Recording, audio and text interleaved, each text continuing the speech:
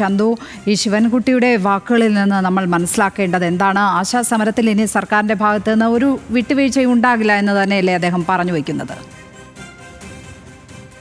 അങ്ങനെ തന്നെ കാണേണ്ടിയിരിക്കുന്നു ലക്ഷ്മി. കാരണം കഴിഞ്ഞ ദിവസം ഒരു തൊഴിൽ മന്ത്രി എന്ന നിലയ്ക്ക് ആശാ വർക്കേഴ്സുമായിട്ട് മന്ത്രി വി ശിവൻകുട്ടി ചർച്ച നടത്തിയിരുന്നു.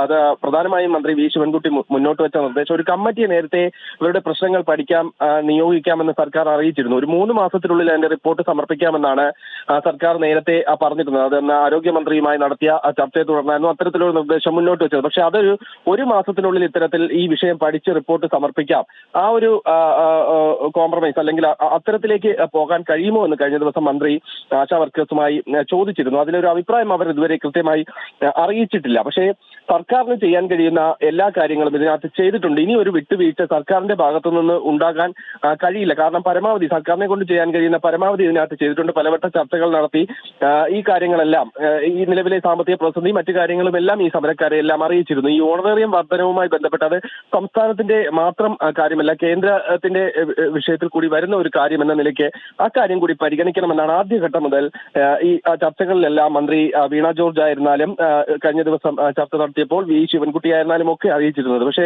ഇനി സർക്കാരിന്റെ ഭാഗത്തു നിന്നൊരു വിട്ടുവീഴ്ച അത് ഉണ്ടാകാനുള്ള സാധ്യത വളരെ കുറവാണ്. കാരണം സർക്കാരിന് ചെയ്യാൻ കഴിയുന്ന എല്ലാ കാര്യങ്ങളും ചെയ്തു എന്നാണ് ഇന്ന് മന്ത്രി വ്യക്തമാക്കിയത്. ഇപ്പോൾ സമരം ഏകദേശം 2 മാസത്തോളം ആകാറാകുന്നു. സമരം മുന്നോട്ട് പോവുകയും ചെയ്യുന്നു. ഓണറേറിയത്തിൽ ചില വിട്ടുവീഴ്ചകൾ ഈ ആശാ വർക്കേഴ്സും പറയുന്നുണ്ടെങ്കിലും അതിലൊരു തീരുമാനം ഇതുവരെ ആയിട്ടില്ല. സാമ്പത്തികമായ പ്രതിസന്ധി എല്ലാം സർക്കാരിന്റെ ഭാഗത്ത് നിലനിൽക്കുന്നുമുണ്ട്. പക്ഷേ ഈ ചർച്ചകൾ ഇനി ഒരു ചർച്ച എന്ന നിലയ്ക്ക് ഇപ്പോൾ ആരോഗ്യമന്ത്രിയുമായി വീണ്ടും ഒരു ചർച്ചയ്ക്കുള്ള സാധ്യതയൊക്കെ തേടുന്നുണ്ട്. പക്ഷേ സമരം മുന്നോട്ട് പോകുന്നു. വിട്ടുവീഴ്ച സർക്കാരിന്റെ ഭാഗത്തു നിന്ന് പരമാവധി ഉണ്ടായിട്ടുമുണ്ട് എന്നാണ് ഇന്ന് വി ശിവൻകുട്ടി കൂടി വ്യക്തമാക്കിയത്. അപ്പോൾ ഇനി സമരം ഏത് രീതിയിൽ പോകും എന്ന കാര്യത്തിൽ ഒരു തീരുമാനമാകേണ്ടതുണ്ട്. ചന്തു ചന്ദ്രശേഖറാണ് തിരുവനന്തപുരത്ത് നിന്നും വിവരങ്ങൾ പങ്കുവച്ചത്.